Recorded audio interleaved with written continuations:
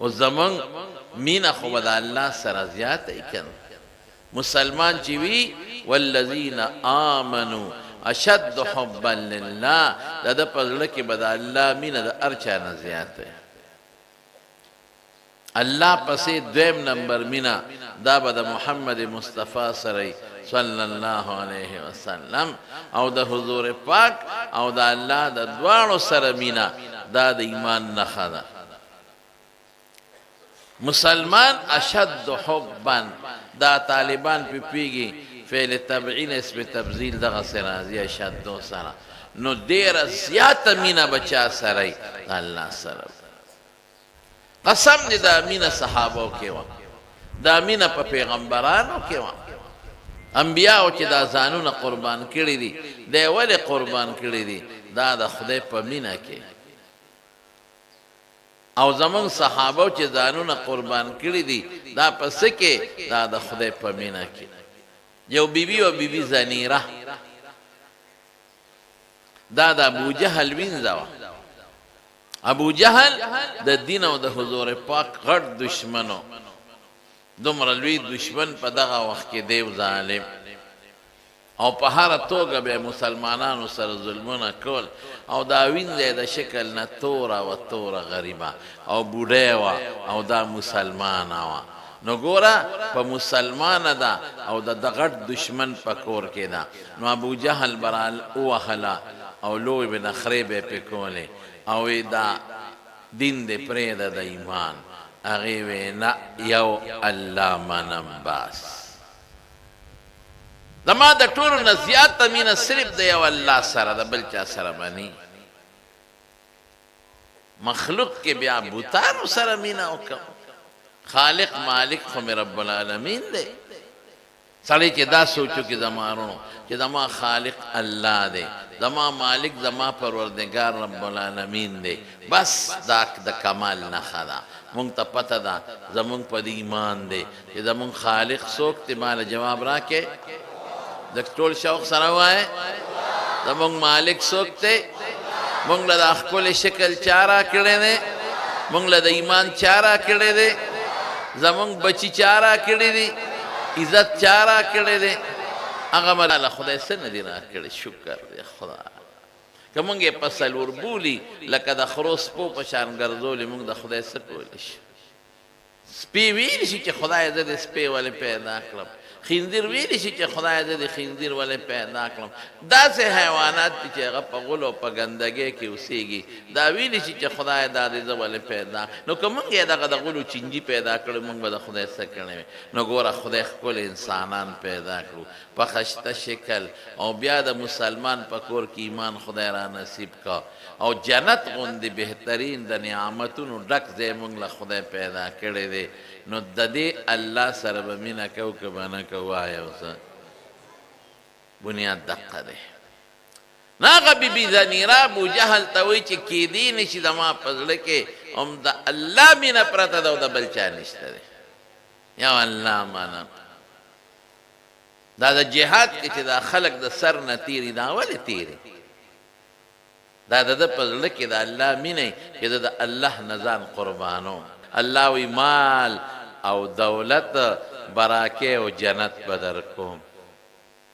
زه به خپل دیدار در کوم دی وی خدای سر دې لاړ مال دې لاړ شي خو چې ته رضا شي او ته خوشحاله شي د سر او مال نه تېرېدل اسان کار دی چې زړه کې مینه نه شي کولی د الله د رضا دپاره او د اعلا د کلمت الله دپاره نو ابو جهل به وله غزار ورکه نو غریبه بوډۍ وه که نه را پرې به وتله نو چې بوډۍ وه او را پرې به وتله نو پابسېده زخمی به شوه نو لوپټې نه یا د کمیس نه به ټوکړه جدا کړه به پې وتړو بیا به یې وله سپېړه ورکړه شابه دا یو خدای دا دین اسلام دې پرېږده او زمونږ چې کوم زاړه خدایانو هغه ومانه چې ورځ به یې ورکړه هلته به یې سانټی وړی دی غریبه به بیا زخمی شوه نو بیا به یې ټوکړه وشکول هغه وینه به یې پرې وتړل دشمن په کور کې دشمن خو د چا مدد نه کوي یو ځل یې وله لته ورکړه او سانټی پې واوړېنې نو لاس یې مات شو. اوس به څه کوي ډاکټر حکیم له خو نه بوځي، هغه غریبه ځان له بوډۍ ده، اوس به څه کوي. نو هغه بیا یې لوپټې نه هغه وشلو او هغه مات لاس یې پې په خپله غریب یې وتړ. نو یو ځل یې وله کوتک اوچت کو دی سر له یې وله راوبرو. نو چې سر له یې راوبرو نو ولګېد سر، نو د غریب سترګې لاړې لنده شوه او پیغور ولا ابوجهل ورکا. وی ځکه نشه به سترګې د له ما ړندې کړې ته چې کوم یو خدای منې ورته ووایه چې درې جوړې کړي که نه. نو دې غریب یې دا ستپه ورو ورو ټپ ټپ ټپ کوټې ته ننوته، ځکه سترګې ړندې دي او ټول وجود چور چور دی او زخمي د وینې ته بیږي. ما ته لاس هم مات دی، نو الله ته یې لاس اوچت کړه. وی یا الله ستا په مینه کې زما وجود زخمی زخمی شو، خو الله ته مینې نو ما تا ته ګورې لاس نه دی اوچت کړی چې یا الله زما مدد وکړه، نه مې دی کړی. بس چې الله خوشحاله زه خوشحاله، دې ته مینه وایي. ستا په مینه کې زما لاس مات شو، ما ته ټوکړه ته وکړه، خو ما الله تا ته فریاد نه دی کړی. ستا په مینه کې په ما سانټی واوړی دی، خو ما الله تا ته فریاد نه دی کړی. او نن ستا په مینه کې زه په سترګو ړنده شوم. هسې وروڼو چې یو انسان په دواړو سترګو ړوند دی او د دشمن په کور کې دا خوار به څه کوي؟ دی به اودس ماتي سره څه کوي؟ او ښځه ذات ته سړی هم نه دی، دا به څوک بوځي ټټیله؟ د کور خو د دشمن دی، دشمن له خو ځای هم نشي جارو کولی، وینځه ده دا خو ډوډۍ هم نشي پخولی، خشاک هم نشي راوړی، دا خو جامې هم نشي انځلې، لوښي هم نشي انځلې، اوس په سترګو ړنده شوه او کور د ابوجهل غوندې دشمن دی. دا خواره به څه کوي؟ غسلخانې ته متیاز او دسماتې له به څه کوي؟ نو الله تا ته مې لاس اوچت که پروردګار، بوډۍ په کور کې ده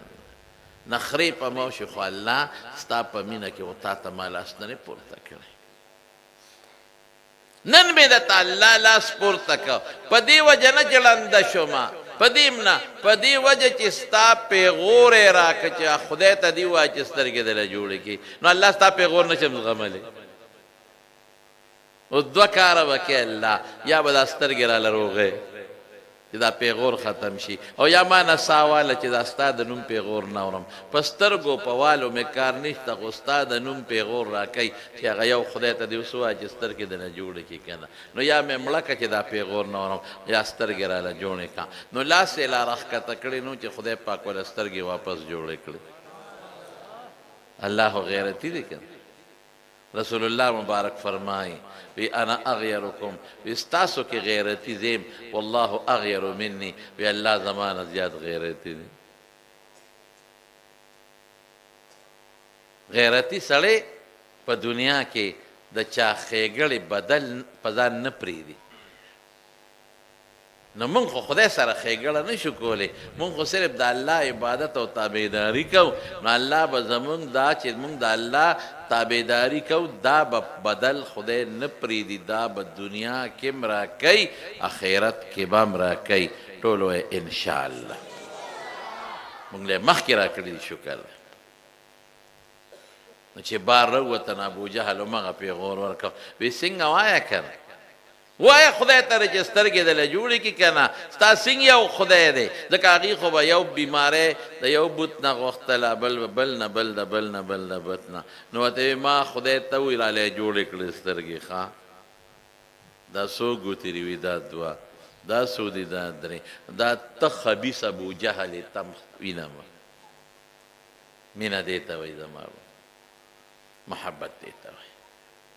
الله سره مینه به کوو، د الله نوم سره مینه به کوو، د الله صفتونو سره مینه به کوو، او دا به مو ایمان او یقیني چې تکلیف راوستونکی م الله دی او لرې کوونکی م الله دی. چې خدای تکلیف راولي والله که څوک یې دنه لرې کړي. اسپتال کې به پروت ډاکټران به دنه لس دولس تاویږي د ډاکټرانو مشر پروفیسر به او دی به پروتي په کټ کې او خلک به د تاویږي او چا سره به علاج نه لوی بادشاه به د امریکې او د برطانیې او چې د سعودي عرب چې په سرو زرو کې به لوی شوي وي او ډاکټران به ته ګیر چاپېره تاویږي خو چې کم ټیم ولا خدای په دنیا کې اخري مقرر کړی دی والله که یو سیکنډ یې مولا څوک زیات کړي ژوند د عمر چا سره شوق سره تکلیف راوستون کې څوک لړکون کې څوک